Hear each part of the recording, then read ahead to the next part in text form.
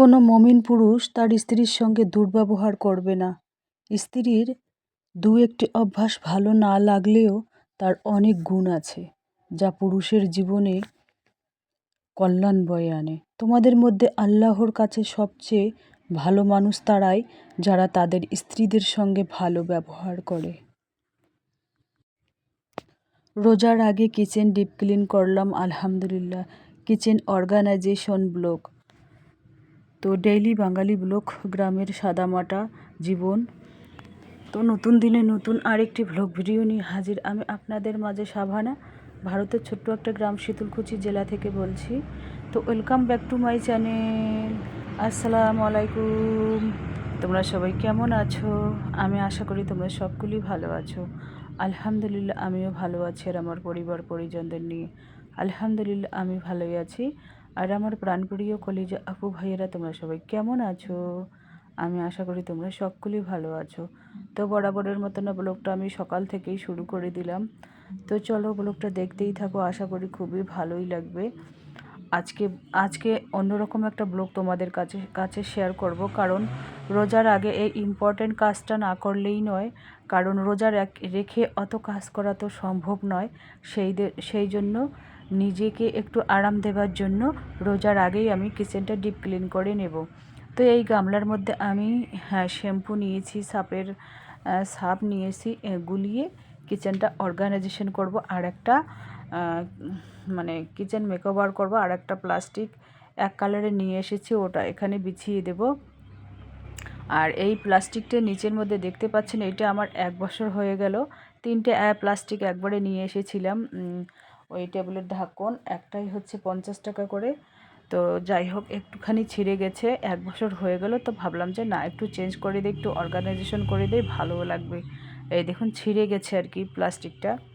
তো যাই হোক, বছরে বছরে একটা, যে কোনো একটা হোক, একটা একটা করে চেঞ্জ করতে হয়, তাহলে বেশ ভালোই লাগে। তো চলো দেখতেই থাকো, আশা করি খুবই ভালোই লাগবে। আর এই যে দেখুন জং ধরেছে, মানে প্রায় 1-1.5 মাসের আগে আমি কোনো কিচেন ডিপ ক্লিন করিনি। ওই শুকনো ন্যাকড়া দিয়ে মোছামুছি করি, কারণ সেই টাইম হয় না, ডিপ ক্লিন করার আমার টাইম হয় না। আমি নানান কাজে ব্যস্ত থাকি, সেই জন্যই আর কি। ইদানিং আরও ব্যাগ সেলাই কাজে ব্যস্ত হয়ে পড়লাম। তো সেই জন্য আর কি কিচেন ডিপ ক্লিন করার আর কি টাইম পাই না। তো ভাবলাম রোজার আগে কিচেনটা ডিপ ক্লিন করে নেই, তাহলে রোজা যখন 15টা 20টা হয়ে যাবে তখন আর একবার ডিপ ক্লিন করে নেব। তারপরে একবার ওই যখন নামাজ হবে, ঈদের নামাজ, তখন একবার করে নিলে হয়ে যায়। 15 দিন 20 দিন পর পর করলে কিন্তু ভালোই হয় আর কি ডিপ ক্লিন। তো এই যে দেখুন, আমি এখন চাকু দিয়ে এই যে একটু করে লাল লাল হয়েছে, জং টং ধরেছে, এগুলো একটু পরিষ্কার করে নিচ্ছি। কারণ গ্যাসের মধ্যে কিন্তু আমি রান্না করি না। আমি কিন্তু সচরাচর রান্না করি হলো ইয়েতে, ইন্ডাকশানে। গ্যাসের মধ্যে কখনো আমি রান্না করি যখন দেখি লাইটের কোনো আতা পাতা নেই, তখনই কিন্তু আমি ওই গ্যাসের মধ্যে রান্না করি। গ্যাসটা কিন্তু শেষ হয়ে গেছে। তো আগের বছর রোজার মাসের আগে কিন্তু আমি এই গ্যাসটা ভরিয়ে নিয়েছি। এবার রোজার আগেই গ্যাসটা শেষ হয়ে গেছে। আবার আবার এইবার গ্যাসটা ভরিয়ে রাখলে তার পরের বছর যে একটা রোজা আসবে, তখন আর কি গ্যাসটা ভরলেই হয়ে যাবে। যেহেতু আমি কারেন্ট দিয়েই ভাত রান্না করি, সমস্ত কিছু কারেন্টের উপর নির্ভর করে, রাইস কুকারে ভাত রান্না করি, সেই জন্য আর কি গ্যাসের প্রয়োজন হয় না। তো যাই হোক, এভাবে কিচেনটা আমি ডিপ ক্লিন করব। কারণ রোজার আগে কিছু কিছু জরুরি কাজ সেরে রাখলে অন্তত নিজে একটু আরামভাবে একটু আরাম করা যাবে, একটু কোরআন পড়া যাবে, নামাজ পড়া যাবে, একটু শুয়ে আরাম করা যাবে, এটাই হচ্ছে মেন কথা। আর মশারি যেহেতু আমি অফ ক্যামেরায় ধুয়ে নিয়েছি, তারপরে আমি ঈদের আগে আগে একবার ধুয়ে নেব, তাহলেই হয়ে যাবে। আর বেডশিট তো ধুয়েই নিয়েছি। বেডশিট আমার 10 দিন 15 দিন না ধুলেও হয়ে যায়, 20 দিন না ধুলেও হয়ে যায়। তো আমি এই সমস্ত কাজ রোজার আগে টুকিটাকি ঝুল ঝাড়া টুল ঝাড়া ওইগুলো করেই নেই। আর ঝুল ঝাড়তে অত অসুবিধা হয় না, অত কষ্টও হয় না। তো ঝুলটা আমি কিন্তু সপ্তাহে সপ্তাহে ঝাড়ি, ক্যামেরার সামনেই হোক। যদি যদি ক্যামেরার সামনে দেখানো জরুরি মনে করি তো দেখাই, না হলে আমি কিন্তু অফ ক্যামেরায় সপ্তাহে একবার হলে ঝুলটা করে ঝেড়ে নেই। তো যাই হোক, আমার ব্লগের মধ্যে যদি কোনো না কোনো অংশে তোমাদের ভালো লাগে, তাহলে কিন্তু সাবস্ক্রাইব করে পাশে থাকতে পারেন। আর আর তোমার এই বোনটাকে, ছোট্ট বোনটাকে একটু সাপোর্ট করবেন যাতে ও অনেক দূর এগিয়ে যেতে পারে। আমার অনেক দিনের স্বপ্ন যে এখান থেকে ইনকাম করব, কিছু না কিছু ইনকাম করব। অনেক আশা স্বপ্ন নিয়ে কিন্তু আমি ইউটিউব প্ল্যাটফর্মে এসেছি। কারণ এর আগে আমার 3 বছর ইউটিউবে কাজ করেছিলাম। তো কারণবশত চ্যানেলটা আমার আহ, নষ্ট হয়ে গেছে। তো এটা আমার এই রানিং চলছে আর কি, ওই 1.5 বছরের মতো চলছে আর কি এই চ্যানেলটা। দেখা যাক এটাতে কি হয়।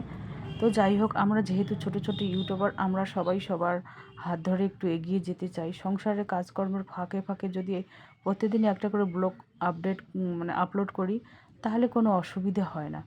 তাই বলে সংসারে কাজকর্ম সেরে যে আমরা সবসময় ইউটিউবের মধ্যে পড়ে থাকবো, ছেলে মেয়ে সন্তান এদের না খাইয়ে দাইয়ে সবসময়, তাহলে কিন্তু সংসারে ঝগড়াঝাটি হবে। আমরা সংসার সামলিয়ে তার মাঝখানে নিজের যে একটা অবসর টাইম থাকে, সেই অবসর টাইমে যদি আমরা প্রত্যেকদিনে একটা করে ব্লগ ছাড়ি আর কি। আর ফেসবুকে পেজ খুলতে পারো তোমরা, ফেসবুকে একটা চ্যানেল খুলতে পারো, ইউটিউবে খুলতে পারো। এখন কিন্তু ইনকাম হচ্ছে। তো যাই হোক, এইবার আমি এই গ্যাসের যে নিচটা আছে ওইটা একটু মোছামুছি করে নেব। আর এই সমস্ত মোছামুছি করলে নিজেকেও ভালো লাগে। পরিষ্কার পরিচ্ছন্ন হচ্ছে ইমানের অঙ্গ। এগুলো যদি আমরা সব সময় একটু খুঁটিয়ে নাটিয়ে দেখি যে কোনখানে নোংরা আছে, কোনখানে ধুলোবালি লেগে আছে, ওইগুলো যদি একটু মোছামুছি করতে পারি, তাহলে কিন্তু নিজের জন্য খুবই সুবিধাদায়ক হয়। যাই হোক, চলো ব্লগটা দেখতেই থাকো।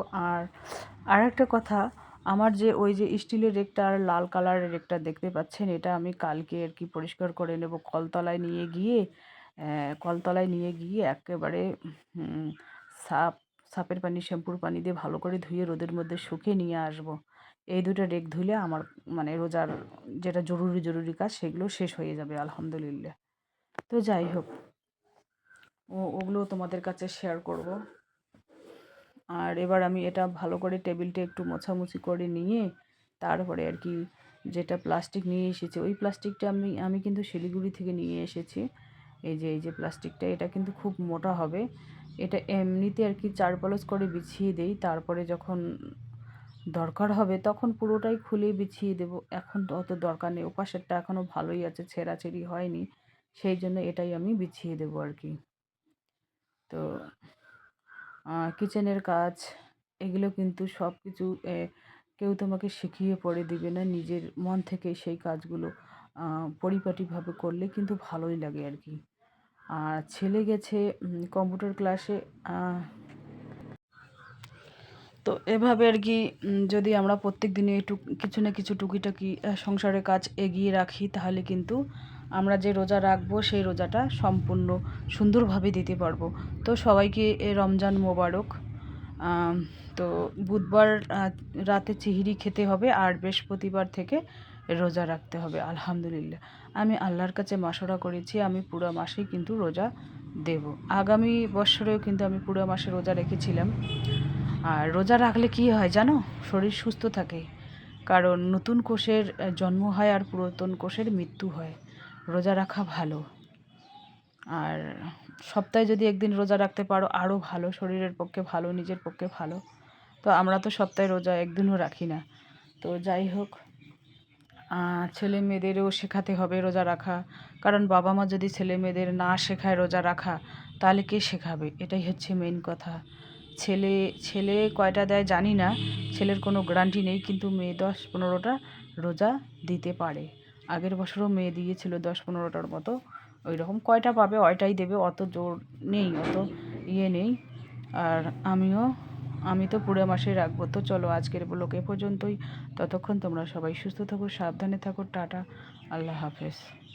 তো এই যে দেখুন, মশলার ডিব্বা কয়েকটা ছিল, শুকনো মশলার ডিব্বা, সেই মশলার ডিব্বা কয়টাও কিন্তু আমি পরিষ্কার করে ক্লিন করে নিলাম। তো ভালোই হলো।